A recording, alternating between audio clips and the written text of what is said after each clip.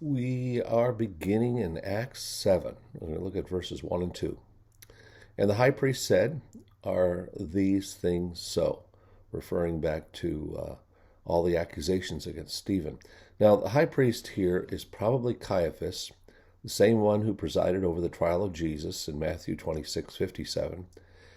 He was deposed and thrown out in 36 AD. The high priest invited Stephen to explain himself in the light of the accusations recorded in Acts 6:11 through 14.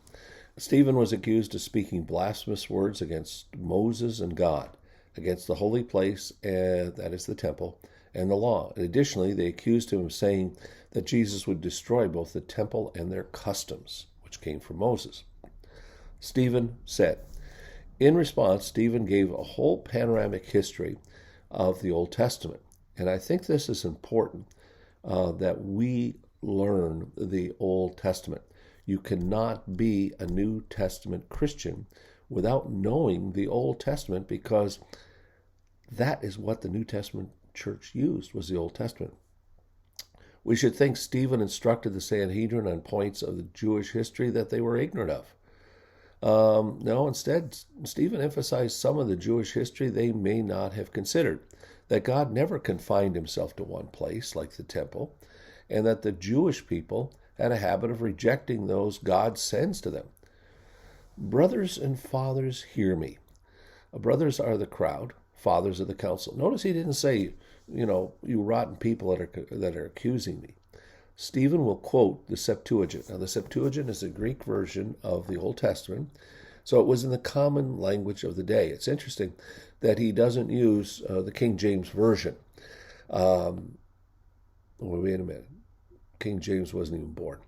So consider using versions and hopefully translations that are understandable by people.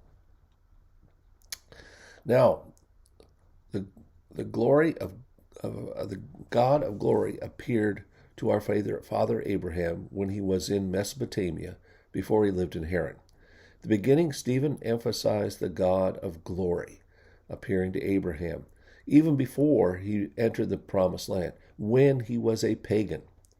Not only was the temple unnecessary for this revelation of God, but the promised land wasn't even conceived. God was greater than either. And he explained how Stephen was falsely accused of being against the temple. Stephen wasn't defending, he was explaining.